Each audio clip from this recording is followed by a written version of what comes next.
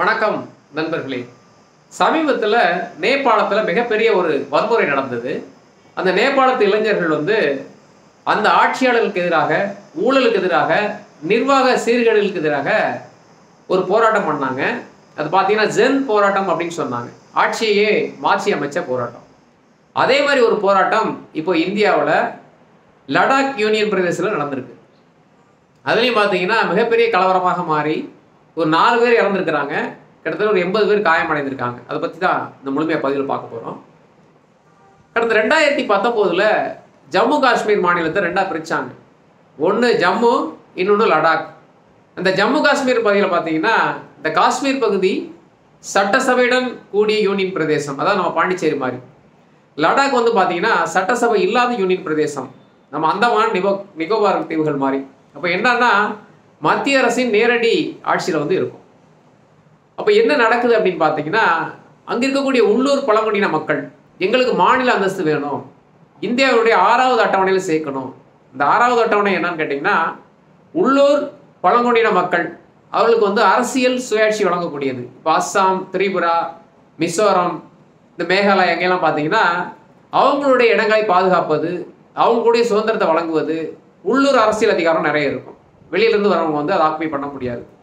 அந்த மாதிரியான ஒரு அரசியல் சட்டத்தை எங்களுக்கு அங்கே இருங்க, எங்களுக்கு மாநில சுயாட்சி கொடுங்க, எங்களுக்கு அதிகாரம் வேணும் அப்படின்னு சொல்லிட்டு கடந்த செப்டம்பர் 10ஆம் தேதியிலிருந்து அங்கே இருக்கக்கூடிய சமூக ஆர்வலர் சோனம் வாங்சுக் அவர் தலைமையில் உண்ணாவிரத போராட்டம் இருந்திருக்கிறாங்க.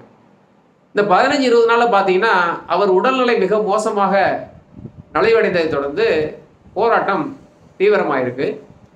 அதே மாதிரி பார்த்தீங்கன்னா இளைஞர்கள் எல்லாம் அளவுக்கு அதிகமாக கூடி அந்த திடலில் போராட்டம் பண்ணும்போது பிஜேபி அலுவலகத்தை தீ வச்சு எரிச்சிருக்கிறாங்க. இந்த பிஜேபி என்ன சொல்கிறாங்கன்னா, இதுக்கு முழுக்க முழுக்க காங்கிரஸ் தான் காரணம், அவங்க தான் தூண்டி விடுறாங்க, நாங்கள் ஏற்கனவே ஒரு கட்ட பேச்சுவார்த்தை நடத்திட்டோம், 2வது கட்ட பேச்சுவார்த்தை அக்டோபர் நடத்தணும்னு சொல்லியிருக்கோம், அதுக்கு முன்னாடியே அவங்க தீவிரப்படுத்துகிறாங்க அப்படின்னு. ஏன்னா அந்த ஜென் போராட்டம் அப்படின்றது மிக ஃபேமஸாக, ஏன்னா எல்லா அரசு உடைமைகளை தான் கொளுத்துனாங்க. நீங்கள் நல்லா பார்த்துருப்பீங்க. மக்களுடைய வரிப்பணத்தில் வாங்கக்கூடிய எந்த பொருளாக இருந்தாலும், அது அரசாங்கத்துக்காக இருந்தாலும், தனிப்பட்ட மக்களுடையதாக இருந்தாலும், ஆனால் ஒட்டுமொத்தமாக மக்கள் தான் செலுத்துறது. அதை எரிச்சாலோ அல்லது அழிச்சாலோ மீண்டும் மக்கள் தலையில் தான் வெடியும். நேபாள் தான் அந்த மாதிரி தான் பண்ணாங்க. அந்த அலுவலகத்தில் அடிச்சு நொறுக்குனாங்க, ஏகப்பட்ட கார்களை கொளுத்துனாங்க, மக்களுடைய சொத்தை மக்களே எரிக்கிறாங்க. ஏன்னா அளவுக்கு அதிகமான கோபம், ஏதாவது கோபம் கண்ணை மூடிச்சுன்னா என்ன நடக்குதுன்னு தெரியாதுன்னு சொல்லுவாங்க. அதே மாதிரி தான் இவங்களும் பார்த்தீங்கன்னா மிகப்பெரிய ஒரு வன்முறையை ஏற்படுத்தியிருக்கிறாங்க. பனிமலைகள்லாம் தீப்பிடிச்சு எறிகிற அளவுக்கு கொளுத்துருக்காங்கன்னு சொல்கிறாங்க.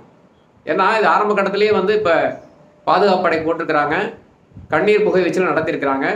ஆனால் ஒரு 4 பேர் இறந்துருக்கிறாங்க, 80 பேர் காயமடைந்திருக்காத சொல்கிறாங்க. இப்போ அடிப்படை காரணம் என்னென்னா, ஒரு இடத்துல நிர்வாக ஆட்சி பிரிக்கும் போது அந்த மக்களுக்கு முழுமையான ஆட்சி அதிகாரம் அல்லது அந்தஸ்து கிடைக்கலன்னு யாராவது ஒருத்தர் தூண்டி விட்டால் போதும், உடனே கிளம்பிடுவாங்க. ஏன்னா சுமூகமாக பேச்சுவார்த்தையின் மூலம் எதையுமே தீர்க்க முடியும். அப்படி தீர்த்தால்தான் 2 பக்கமும் அமைதியாக இருக்க முடியும். ஏன்னா யாரோ சொல்கிறத கேட்டு நம்ம உடனே செயலில் இறங்க முடியாது. இன்ன வரைக்கும் பார்த்தீங்கன்னா காஷ்மீரில் மாநில சுயாட்சி கொடுக்கல, அது யூனியன் பிரதேசமாக தான் இருக்குது. காரணம் என்னன்னா, இன்னும் தீவிரவாதிகள் தாக்குதல் இருக்குது. அடிக்கடி அங்கே தனிப்பட்ட அந்த மாநில ஆட்சியாளர் என்ன பண்ணுறாங்கன்னா, தீவிரவாதிகள் நிறைய சப்போர்ட் கொடுக்குறாங்க. பாகிஸ்தானில் வரக்கூடிய தீவிரவாதிகள் நிறைய அடைக்கலம் வராங்க. இப்போ தான் அந்த கல்லெறியல் சம்பவம்லாம் ஜம்மு காஷ்மீரில் நின்றுருக்கு.